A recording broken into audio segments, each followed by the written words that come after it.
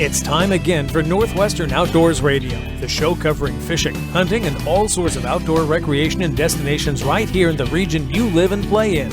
Northwestern Outdoors is brought to you every week by Max Lure Company, makers of the world-famous wedding ring spinner, by Loophole, America's Optics Authority, and by Sportsman's Warehouse, America's premier outfitter. Northwestern Outdoors is also sponsored by Wallowa County in Northeast Oregon, where you'll find both nature and fun. By Chad's Coastwide Sports Fishing, offering you the affordable Canadian fishing trip of a lifetime. And by Camp Chef, the way to cook outdoors. So grab your fishing rod or hunting gear, load up the boat or lace up your boots, and let's head outdoors with your host, John Cruz. Did you have a good Thanksgiving? I hope you did, and I hope you got to spend it with family and friends. It's one of those holidays that bring us together. Unless, of course, you decide to talk politics. This year in particular, I think this can rapidly turn a Norman Rockwell moment into a mashed potatoes and gravy food fight and a lot of foot stomping and unhappiness. We left politics off the Thanksgiving dinner table at our house this year, and I'm glad we did,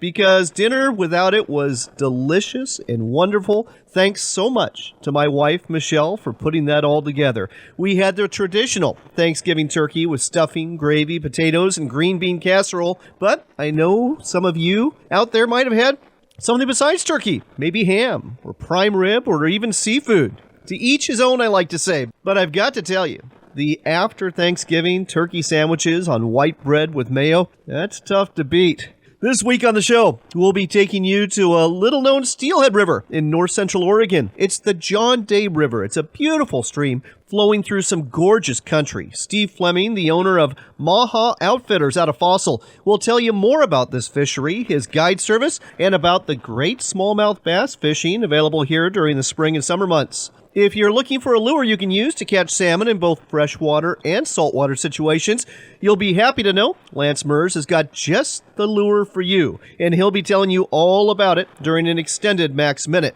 After that, we'll get the chance to visit with Kendra Ramos, the communications director for the Washington Trails Association, about some great places in Washington State for late fall and early winter hiking, and also learn what this organization is doing to keep trails near you maintained. From there, we've got outdoors news covering everything from Black Friday weekend fishing opportunities to sharks in the Columbia River to places to soak under the stars and hot springs. And we'll also talk to Ron Osheim again with Montana Fish, Wildlife, and Parks about a great program going on in Montana called Hunters Against Hunger. We'll wrap things up with a report from the second annual chili cook-off at the East Wenatchee Sportsman's Warehouse, and all in all, it's going to be a tasty program with some fishing and hiking thrown in. But before we fill up this dinner plate of a show, it's time for another edition of Sportsman Spotlight. This week, we're telling you about a recall on a very popular rifle. Sportsman Spotlight is brought to you every week by Chad's Coastwide Sports Fishing, offering affordable, all-inclusive fishing vacations out of Port Hardy, BC for salmon, halibut, and more. Find out more about them at coastwidesportsfishing.com. The other day I heard a recall on the radio that got my attention. There's a recall for Remington Model 700 rifles due to malfunctioning triggers. It didn't take me long to realize a couple of my family members, like many outdoorsmen across the nation, also own this rifle. Product safety warning and recall notice on Remington Model 700 TM and Model 7 rifles. Remington is voluntarily recalling Remington Model 700 TM and Model 7 TM rifles with Exmark Pro triggers, manufactured from May 1st, 2006 to April 9th, 2014. Remington has determined that some Model 700 and Model 7 rifles with XMP triggers could, under certain circumstances, unintentionally discharge. A Remington investigation has determined that some XMP triggers might have excess bonding agent used in the assembly process. While Remington has the utmost confidence in the design of the XMP trigger, it is undertaking this recall in the interest of consumer safety to remove any potential excess bonding agent applied in the assembly process. How to determine if your rifle is subject to the recall. Only Model 700 and Model 7 rifles with XMP triggers can be recalled. To determine if your rifle is subject to this recall, you should take the following steps. Find the rifle serial number where the barrel meets the receiver. Once you send in your rifle, it may take some time to get it back, and with it being hunting season right now, it's not a good thing. One suggestion is just to replace the trigger yourself or take it to a local gunsmith to replace it for you. You've just heard Sportsman Spotlight with Matt Rice. If you have a fishing or hunting story you'd like to share, feel free to contact us at sportsmanspotlight.com, home of the Ag Information Network of the West. A quality and affordable fishing adventure is waiting for you off Vancouver Island with Chad's Coastwide Sports Fishing. Located in Port Hardy, British Columbia, you can drive or fly to your all-inclusive guided fishing vacation. Whether you're after big salmon, hard-fighting halibut, or a cooler full of red snapper and lingcod, you can catch it all here. Better yet, your lodging, meals, and fish processing are all taken care of. Want one more reason to go? The price. With the Canadian dollar exchange rate where it is right now, your U.S. dollar goes further. Space is limited, so go to coastwidesportsfishing.com to book your trip. That's coastwidesportsfishing.com for an incredible BC fishing adventure. It doesn't matter what sort of adventure you're after, whether it's big game deep in the backcountry, a day of fishing out on the water, or an overnight in the great outdoors. At Sportsman's Warehouse, we've got the gear in here for what you need out there. Gear up for your next adventure at one of the Sportsman's Warehouse stores or shop online. Sportsman's Warehouse, America's premier outfitter. Today's line of portable camp stoves from Camp Chef have come a long way from your father's propane stove, featuring matchless ignition, more cooking power, and in some cases a built-in grill or extra burner. Look for the complete line of Mountain Series stoves at your local sporting goods store or online at campchef.com. Camp Chef, the way to cook outdoors.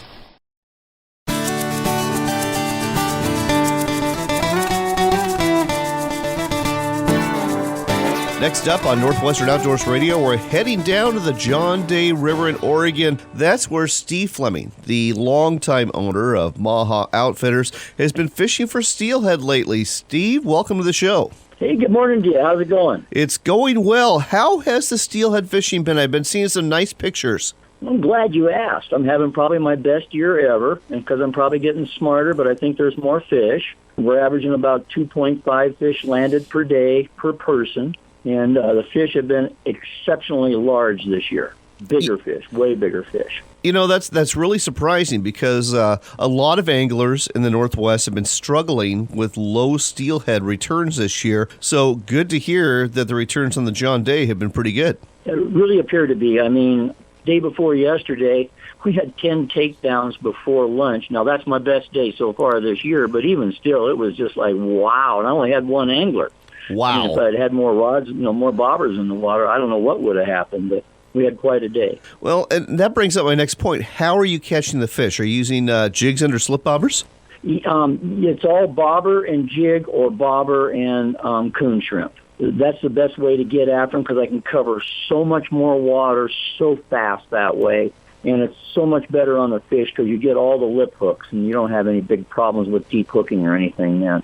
And what color jigs do you prefer on the John Day? Because every river seems to have their own special color. Well, this year the John Day has been pretty much gin clear water all season. My first trip was October 12th, and we nailed 7 fish that day, and it was clear water. And yesterday was clear water again, and it's been a little up and down. And I mean very little up and down, too. The water's still kind of low, but it's been really clear water. So clear water, drives you towards Fisher's old 8-ounce jig with the purple and the red head on it is still a hot item on the jigs. Yakima bait makes a phenomenal look-alike to that, and they offer it in 1/4 ounce with a checkered jig head on it, which is like their corkies.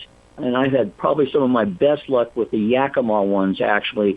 They put a little flashaboo in theirs that sticks out about maybe an inch and a half longer than the rest of the marabou. And when you put that in the water, it looks like the tail of something. And I mean, it really does well for me anyway. And that's a good one to use, is that particular color. But that's because the water's clear also. Interesting. And so that typically is what I have here on the John Day is clear water. And then on the coon shrimp, I had a client turn me on to these last year. And loony coonies are the best. There's just no getting around it. They are absolutely the best shrimp I have ever seen in my life. And he ships them. I buy the pint size, and depending upon the size you buy of the jar determines the size of the shrimp. And that's the ones that I like. They're $20 a pint, which scares you, but he's got them packed in there. I mean, that thing is absolutely full right up to the top, and he ships out of Richfield, Washington, overnight delivery. The best shrimp I've ever used. All right. And what color are the shrimp? Well, they're only one color, and they're like a red-maroon type color. Sure. And kind of a purplish red-maroon type color. And all I can tell you is, ever since I started using them, my numbers have definitely gone up. There's been no question about it. Wow, nice to hear. So the John Day River, definitely one of the most scenic rivers you're going to fish in the Northwest. What section are you fishing for steelhead this time of year? Well, right now I'm fishing down at the Cottonwood Bridge area, and that's River Mile 41. And so from there on down, there's some opportunities. I think what most people forget, as I watch them fish anyway, is that the fish are moving 7 miles a day upriver. And so if you pull into a spot that's really good to fish, like maybe you're fly fishing and swing fishing and it's really working well, but you're not catching anything, you probably should just stay there. Interesting. Because if it's working well and covering the water good, just stay there because you're going to get fish moving through that day probably. But I see them moving all the time. I didn't get anything there. That hole's fished out. Well, it doesn't work that way because they're not homebodies like the smallmouth bass are. These fish are migratory, and they're moving up the system every day. And that would be the biggest thing I see people doing wrong. And there's lots of places around the Cottonwood State Park there at Cottonwood Bridge. I mean, gee whiz, there's really good trails for 5 miles below the bridge and 2.5 miles above the bridge. There's a lot of holes, and can accommodate a lot of fishermen, actually, and I don't see that many people, to be honest with you. It's funny you say that because I love going to Cottonwood State Park and hiking those very trails. When I go, in fact, I've seen you out there before, I'm going for smallmouth bass, but there's some really nice holes there that are good steelhead holes. So, folks, if you want to do it on your own, head to Cottonwood State Park and lace up your hiking boots and head on out because there's lots of water to fish and definitely no crowds. But, Steve, one of the advantages of going with you is A, you're covering a lot of water. B, you've got the expert knowledge. And C, if you go all day with you, you serve up some really delicious meals, Dutch oven style. Well, thank you for that compliment, but, it's my 27th season, and I quit burning meals a few years ago, and so it's been pretty good since then. I got some good recipes. They have an option to choose from pork roast, pot roast, chicken and rice, lasagna, macaroni, cheese with sausage in it, and so they can also choose one meal for me to cook for the whole boat that day anyway. So, yeah, it works out good. Nice, especially the last few days. It's been cold out there for this year so far, and so it's kind of nice to have a hot meal. Well, I'll tell you what, Steve. I think it's probably been about 10 years since you and I went fishing, but I still have vivid memories and tell folks all the time about, going down the river in the drift boat and just smelling that Dutch oven in the boat as the food's cooking, and you are ravenous. By the time it is ready and you pull off to the gravel bar, you are so hungry, and that food is so delicious. Well, thank you. We had a good trip. I think we named a new setup that day, didn't we? We caught some nice fish on smile blades, as I remember that particular trip on the smallmouth bass trip. We did, and you got me into my first 4+ pound smallmouth, so for that I'm grateful. But well, you're a good fisherman. I had to hold you back a little bit. Right. Only on radio can you get away with something like that. So, one other thing we need to talk about here. Steelhead season's going to go all the way into March, but after that, you have phenomenal smallmouth bass fishing that you offer. Yes, it's been good for me. Everything last year, they changed the regulations, of course, on the Columbia, the John Day, and the Umpqua, and I wasn't sure what would happen, but it actually didn't change my numbers at all because where I'm fishing at, they have to have a boat to get in there anyway, and so the extra catching and keeping didn't seem to show up at all. We actually had one guy go over 200 fish in one day last year. So wow. Wow. I gave out as many 100+ club pins as I did in the previous year. So, and we had nice fish. We caught a lot of really bigger fish last year. There's a good crawdad population in the river, and since the 2011 high water flooding, they've come back really good, and so the fish are definitely growing well with the crawdad population. So. And I guess that's something we need to talk about here. The crawdads, a lot of those are invasive. They're not native crawdads, are they?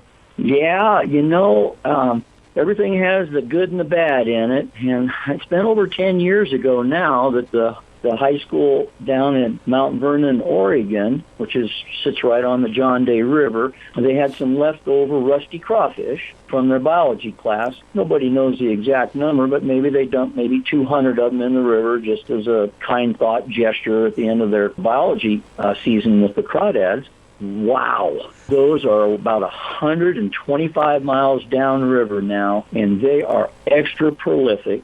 And the only downside of it is that they probably would eventually diminish the native crawdads. But quite honestly, since the 96, 97 flood, we hadn't hardly seen any crawdads around. The rusty crawfish, are they prolific, and they're big. They get to be almost 6 inches long. Wow. And they actually have a wide tail, so big protein source. And they are definitely lending to the bigger smallmouth bass because they're eating them. Well, Steve, we are out of time, but before we go, we need to steer folks to Baja Outfitters' website so people can book a trip for you or with you, whether it be for steelhead or for smallmouth bass. Let's give out the website. Okay, the website's pretty simple. It's, www.johndayriverfishing.com. That's johndayriverfishing.com. Steve has been doing this for a long time. Great guide, great host, and, oh yes, a great chef too. Give him a try. You are going to have a great time on the John Day River, and the steelhead fishing there is probably the best you're going to find in the Northwest right now. Steve, thanks for telling us all about this on Northwestern Outdoors Radio. Thank you, my friend. Look forward to seeing you again on my boat.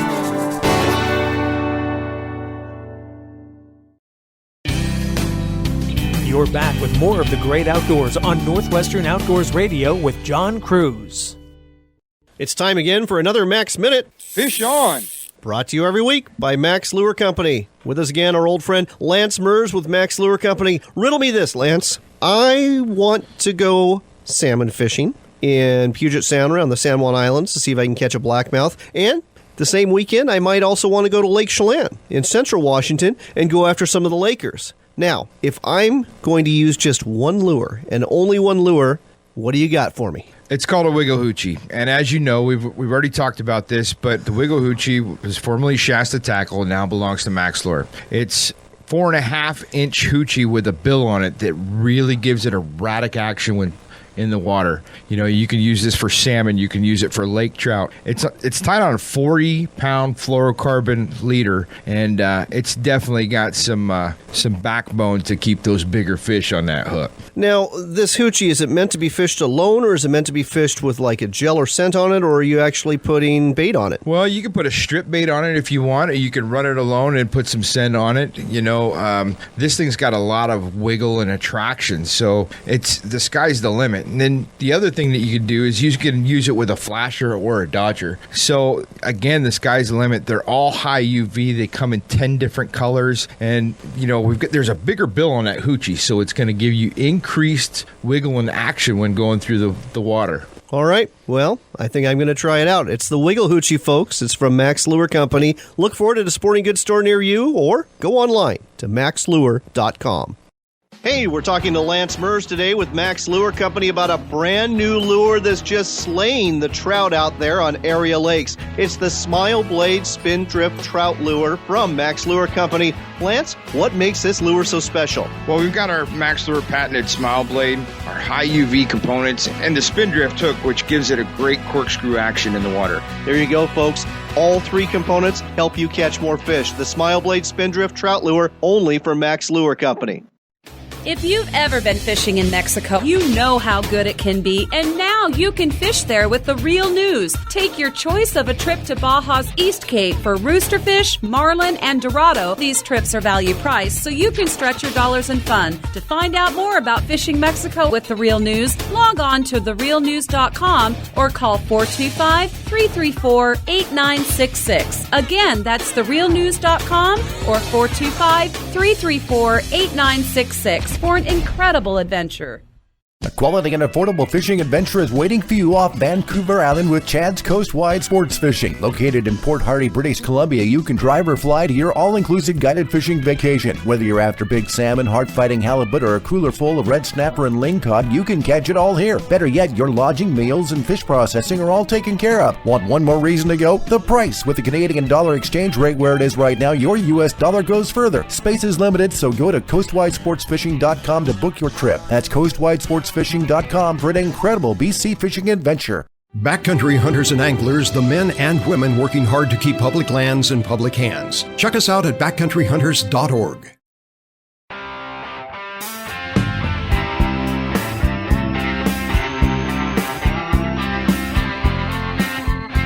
You're back with Northwestern Outdoors Radio. I'm John Cruz, and a lot of you are probably thinking, hiking season is over. That's for people to do in the spring, summer, and early fall. Well, you're wrong. There are places in the Northwest that offer some great hiking at this time of year. With us here to go ahead and tell you about a few of them is Kendra Ramos. She is the Director of Communications for the Washington Trails Association. Kendra, great to have you back on the show. Thanks so much. I love being here. So, Kendra, let's talk about some late fall, early winter hikes that are still options. And I guess we'll start off in the neck of the woods you call home, the greater Puget Sound area. Yeah, there's a ton of great places to go year-round, but some of my favorites, I'm still enjoying getting reacquainted with the Seattle River region after the road reopened, and the river trail there is gorgeous, and winter just means that the waterfalls are raging. So nice. Any other ones out there? One of my winter tricks when I'm feeling like I need a little bit of a change of scenery is, do a little island hiking. The San Juans have so many great hikes, and when your friends are going on island adventures a little bit further flung, it's a chance for you to go island hopping as well. Even as close as Woodby Island, Fort Eby has almost 30 miles of trail that you can wander, whether you're looking through the forest and the forts that they have there, or walking along the beach, which can be gorgeous when it's a little bit stormy. Oh, absolutely. And don't forget the San Juan Islands either. You've got Moran State Park, which offers all sorts of hiking trails. Though, with the Mount Constitution there, I'm guessing even though it's the San Juans, you do have to watch the weather a little bit. You do, but the nice thing about Constitution is you can always drive up if you're not feeling like you want to do that in the rain. Absolutely. All right, let's head down to Southwest Washington. Speaking of rain, whenever I think of Southwest Washington this time of year, I always think of rain. Where can I hike in the rain? You can hike anywhere in the rain as long as you've got the right jacket and boots. But, the gorge is always beautiful. There's lots of great places to go. Cape Horn is amazing. And then down in the kind of the Trapper Creek area, Lower Satsu Creek and Falls is just gorgeous. And you can make that, as short as a 4-mile to the first falls, or you can make that even a fall and winter backpack and do the full kind of 14-plus miles if you're looking for a little bit something longer. Wow. Okay. I like that. Never even thought of backpacking on overnight trips this time of year, but that's a great idea. I always thought if you did that, it was going to be with snowshoes. Let's hop over the Cascades and head to Central Washington, where you may or may not have snow to contend with. Yeah, that's always a little bit of a one where you really want to make sure you check the weather before you go, just to kind of make sure. But there's still great places to go. One of my favorites is the Icicle Gorge Loop, just outside of Leavenworth. It might have a little bit of snow. You might have to strap on some snowshoes, but until we really get a solid dusting, it's a beautiful little loop if you're checking out Leavenworth for the holidays and wanting to stretch your legs too. Absolutely. And if you don't have a lot of time to get away, that is a wonderful trail. It's one of my favorites. Mm-hmm. Just go to the Fish Hatchery. They've got a great little trail system there for both snowshoes and cross-country skiing. That's excellent. So we've got Central Washington knocked out. Let's move further east, because there's definitely hiking to be done, whether you're in the Palouse or whether you're in Spokane or whether you're up in Northeast Washington. Yes, and when I'm visiting in Spokane in the winter, I always love Big Rock. I feel like the fog just turns that, close-in after-work hike into something really magical. It's those huge granite rocks, and the fog rolling through the valley is gorgeous.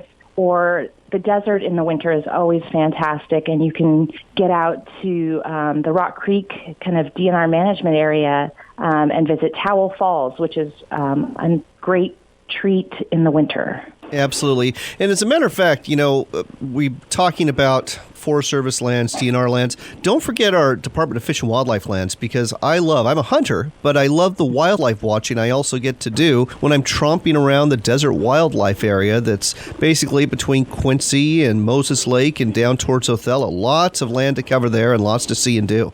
Definitely. And Fish and Wildlife Land is one of my secrets when I'm looking for a camp spot where maybe there won't be as many people because not as many folks know about it. So one thing we do need to talk about at this time of year is staying safe and keeping ahead of the weather. And I understand the Washington Trails Association actually has an app for that.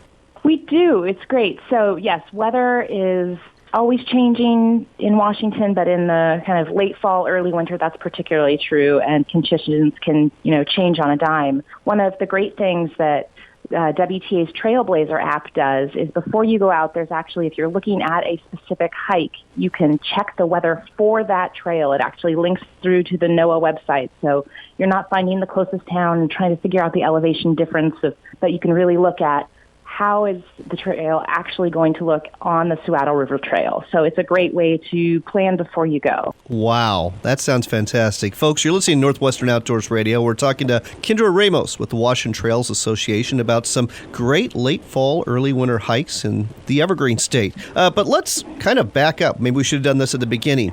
WTA, great organization. Why don't you tell our listeners who don't know what you do? Sure. So Washington Trails Association is a statewide nonprofit hiking organization. We are celebrating our 50th anniversary this year, and really that's 50 years of being the voice for hikers, helping ensure the trails that we love are going to continue to be around for the next generation. So we have an education program, WTA.org. You can find hikes, trail conditions, and tips for getting out and exploring all over the state. We've got an advocacy program to ensure that the places we love continue to be protected and funded. We've got a youth program to inspire a new generation of hikers. We've got a volunteer trail maintenance program that actually takes people out to build and maintain trails around the state, kind of give back to those special places.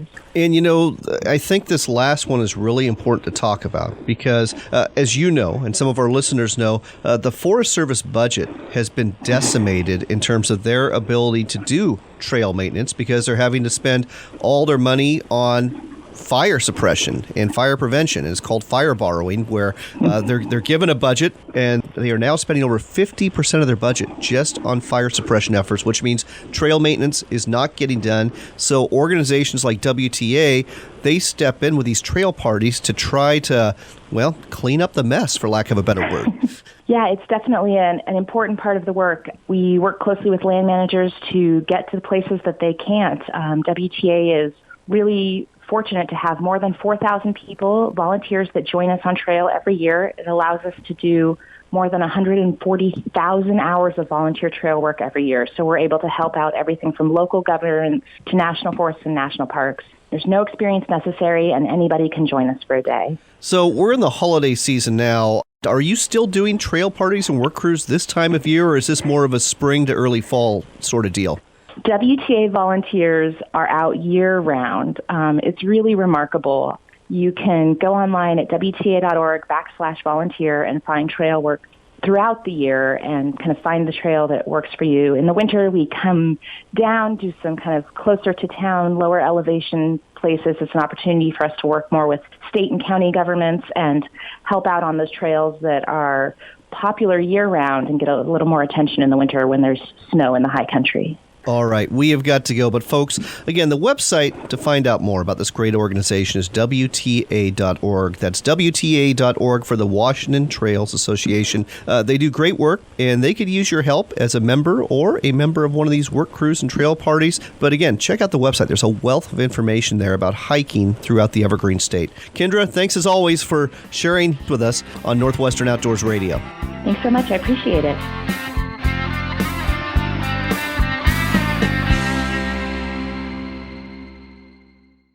Wake up to winter in Wallowa County. Grab your camera and don your skis for some Nordic skiing adventure at Salt Creek Summit or Wallowa Lake. Or spend the day on the family-friendly slopes of Fergie Ridge. Or slip into a set of skates and enjoy some time on the ice at our outdoor ice rink. Need to warm up? Then grab a cup of coffee or hot chocolate at one of our fine coffee and confectionery shops. And when evening comes, enjoy some of Wallowa County's fine dining and gaze at the stars before you dream of tomorrow's adventures. Your winter adventure begins at www.wallawacountychamber.com.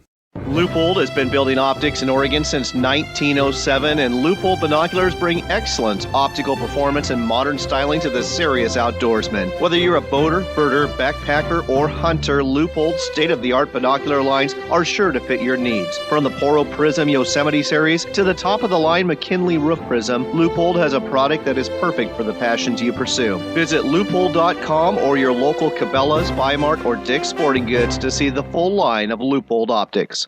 Backcountry hunters and anglers, the men and women working hard to keep public lands in public hands. Check us out at backcountryhunters.org.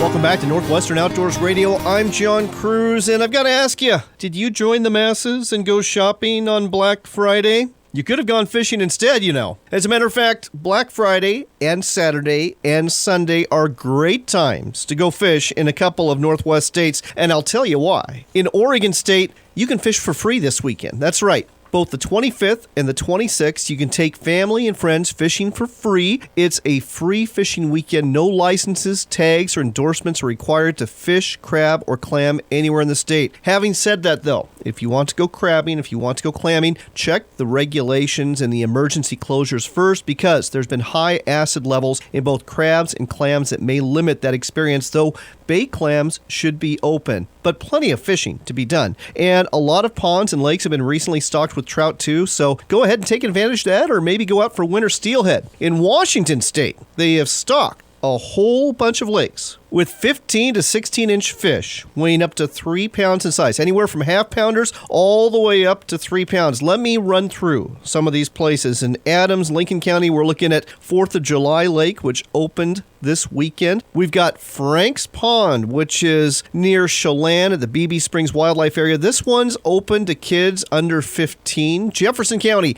Anderson Lake, it's a walk-in lake. That is open and stocked. Roland Lake in Klickitat County is open for fishing. Lake Roosevelt, a big lake known for great fishing, got stocked with more fish. Mason County, Spencer Lake, Pierce County, Tanwax Lake, Hog Canyon Lake, known as a great winter fishery, opened up this weekend in Spokane County, as did Hatch Lake in Williams Lake in Stevens County. A few other places to tell you about in Thurston County: Black Lake, Long Lake, and Offutt Lake. Always like that latter one. And North Elton Pond opened up this weekend in Yakima County. As for our Idaho listeners, and perhaps some of our Eastern Oregon and Baker City listeners, consider a road trip to the Boise River, because another load of steelhead was stocked this week, and this will be the last stocking of the year. About 250 steelhead were stocked on November 10th, and another 250 were just stocked this week at 4 locations, including Glenwood Bridge, Americana Bridge, Broadway Avenue Bridge right behind Boise State University, and West Park Center Bridge. Besides a fishing license, if you want to get one of these hatchery steelhead on the Boise River, you will need to purchase a steelhead permit. So, skip the shopping,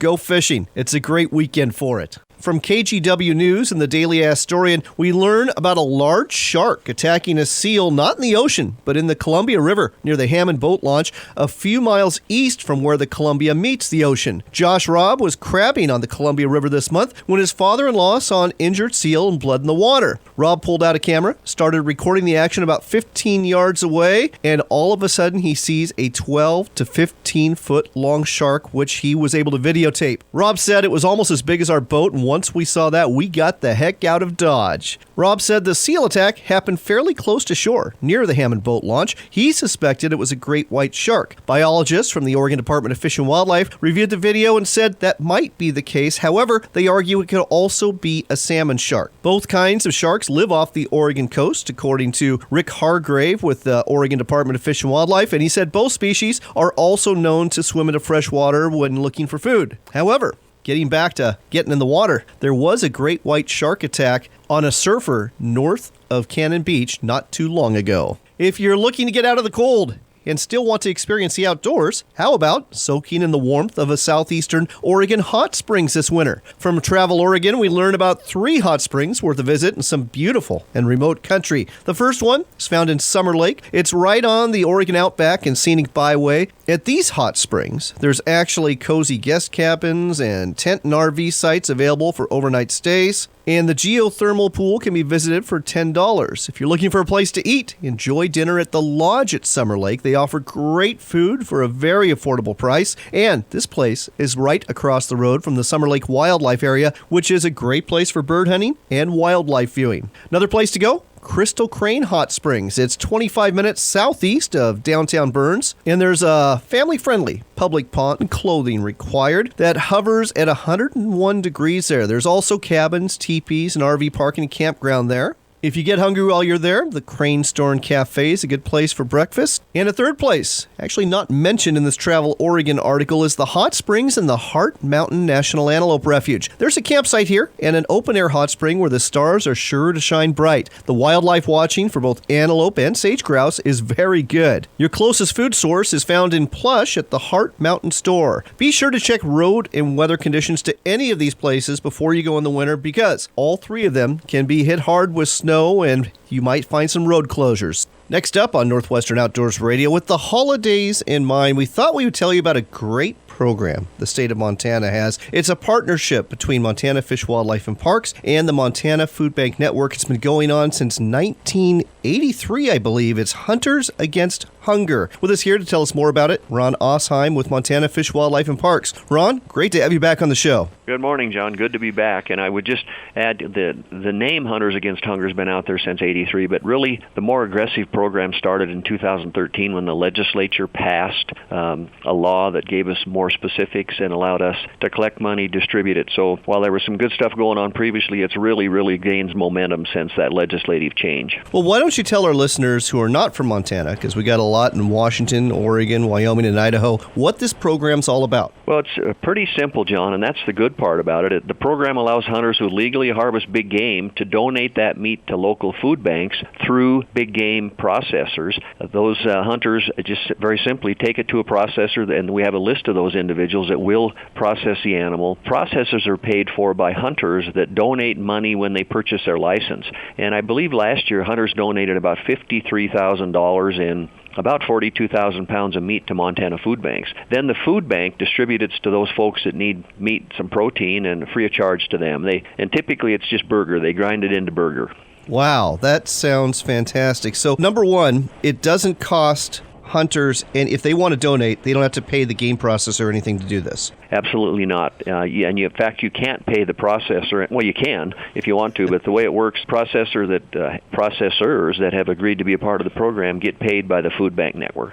Okay. And what are some of the other rules that folks need to know if they're going to bring, whether it's an elk or a deer or a bison or a bear, if they're going to bring this into one of these processors, what do they need to do to stay legal, so to speak? Well, it includes deer, elk, antelope, or bison, and it has to be legally harvested, legally tagged, and then the hunter has to sign that he agrees that he's donating it to the food bank via the processor, and that's really it. They don't have to pay anything on site. This is a fantastic program, and glad to hear about the success. We've got a list for you guys out there, guys and gals, I should say, in our Montana listening area, and I'll just run through it. For those of you listening near Bozeman today, Yellowstone Meat Processing is one of the companies or processors that will help you out with this. Budget Game in Belgrade is another one. For our Anaconda listeners, Schladex Meats, and I hope I'm pronouncing that right, Schladex Meats in Deer Lodge is the place to go. For our Great Falls listeners, it's Game on the Go, a mobile processor out of Great Falls. I think that's the closest one to Shelby as well. And in Missoula, we got H&H Meats, and oh, by the way, another one in Great Falls, Timberland Taxidermy and Processing. So these are all processors where you can take game and donate it for a great cause. Anything else you want to tell our listeners about this program, Ron? No, just that it really is, you mentioned cooperation or a cooperative effort between food banks and the state. It's really a cooperative effort including obviously hunters, and you can take it to the next level, landowners that allow folks to hunt. And John, the other thing, if folks didn't make note, they can go to the website of the food bank, mfb.org, and it lists all those processors. So it's a great program. We're proud of it. Hunters are obviously proud of it, and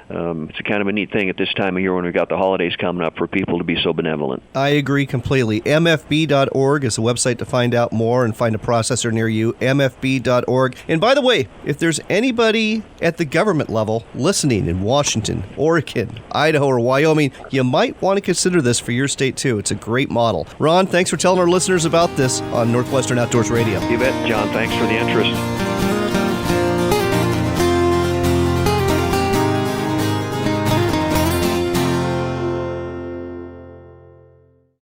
Good hunters know before you take that shot, you've got to see the whole picture. Now, the best way to do that is with a spotting scope, binoculars, or a rifle scope, but it's got to be from Leupold. Now, Leupold is a Northwest company with a reputation that stretches across the world for making superior optics. The kind of optics that allow you to see what you need before making that stock or pulling that trigger. Look for Leupold Optics at your local Cabela store, Dick's Sporting Goods, or online at leupold.com. Leupold, America's optical authority. This is the time of year to get out and cook out. So make your next meal sizzle with Camp Chef, the brand known for quality outdoor cooking equipment. To eat like a king on your next adventure, go to campchef.com or visit your local sporting goods store and get cooking. Camp Chef, the way to cook outdoors. It doesn't matter what sort of adventure you're after. Whether it's big game deep in the backcountry, a day of fishing out on the water, or an overnight in the great outdoors. At Sportsman's Warehouse, we've got the gear in here for what you need out there. Gear up for your next adventure at one of the Sportsman's Warehouse stores or shop online. Sportsman's Warehouse, America's premier outfitter. One more time this week for Northwestern Outdoors Radio with John Cruz. Well, it's time for upcoming events on Northwestern Outdoors Radio. We're actually at one of them that we've been telling you about. We're at the Sportsman's Warehouse store in East Wenatchee, Washington, where they're having their second annual chili cook-off. And with us here to tell you more about it is store manager Morgan Wagner. Morgan, lots of people here today. Yeah, we had a really good attendance for this. We had a lot of great conservation units coming out, and they came and cooked some chili. Everybody's out trying it and trying to win some prizes, so it's been a lot of fun so far. So this year, you've got the reigning champion from last year, Taco Shava, which is a restaurant here in the mall where Sportsman's Warehouse is located. You've got Ducks Unlimited again, two entrants from the Wenatchee Sportsmen's Association and the Mule Deer Foundation, too, with some really good venison chili. Oh, yeah. These guys have been really rocking it this year. They've really upped their game from last year, and, every year I think it's just going to get a little bit better. I agree. The chili is better than last year. The venue is much nicer. We were freezing our butts off last year. This year you've got it inside the store, and again, people are really enjoying this. Oh yeah, I'm killing some of the customers around here and the employees. They love the smell in here, so it's been really good. And on top of all that, you've got your deep fried turkey demo going, and you've got samples of deep fried turkey, and best of all, this is all free for everybody who attends. Oh yeah, all we want you guys to do is come down, enjoy some chili, enjoy some turkey, vote on these guys. These guys are working for their different organizations, so come and listen to their little spill and get some free chili, and you might even win a fryer or, a smoker out here, so. All right, so it's too late for this year, but this is going to happen again next year. And one other thing we need to talk about, this is a competition. What does the winning organization or restaurant get from Sportsman's Warehouse? So we're giving gift cards. These guys get gift cards for their banquets so they can go and buy stuff throughout the store or even just give out the gift card at their banquets. These guys put on great banquets throughout the year in the valley, and it's all about conservation. That's the big thing, is conservation for lands that we all use. So that's what we're all about. Absolutely. So make plans to come down to Sportsman's Warehouse next November for the third annual chili cook-off, but you don't have to wait to go to a Sportsman's Warehouse till then. They've got some great sales that are going on right now for the holidays, so come on down, take advantage of them. If you don't have one near you, which would be unusual because they're all over the Northwest, go online to sportsmanswarehouse.com. Morgan, thanks for putting this on. It's a fun event. Thanks for coming, John. Another upcoming event to tell you about is that we're 2 weeks away from our annual Christmas gift giveaway show. We will be giving away all sorts of great gifts to include a rifle scope from Leupold Optics. It's our way of saying thank you for listening to our show throughout the year, and also our way of saying Merry Christmas. And now, it's time for your Sportsman's Warehouse Trivia Question of the Week. When you think of crab in the Northwest, you probably think of Dungeness crab, and boy, they are tasty. But on the East Coast, they eat an entirely different species of crab, especially around Chesapeake Bay. Do you know what species of crab is found here in these waters and on dinner plates? If you do, go to our Facebook page at Northwestern Outdoors Radio. Look for the post that's got that question, like our page, and let us know. You can also contact us through our website at northwesternoutdoors.com. One person who guesses right will win the $25 gift card we give away every week from Sportsman's Warehouse. While you're on the web, check us out on the internet. You can find us at RenoViolaOutdoors.com. That's the home of WRVO Radio, internet station that has nothing but outdoors programming, 24 hours a day, 7 days a week. That's RenoViolaOutdoors.com. And a final website is our sister show site. It's AmericaOutdoorsRadio.com. Look for a station near you so you can tune into this national show with a West Coast flavor, or to listen to a show right there on our front page, just in case we are not yet in your listening area. That's all for this week. Again, I hope you had a great Thanksgiving. I hope you enjoy this upcoming Christmas season. Until next time, take care, God bless, and make it a point to spend some time outdoors.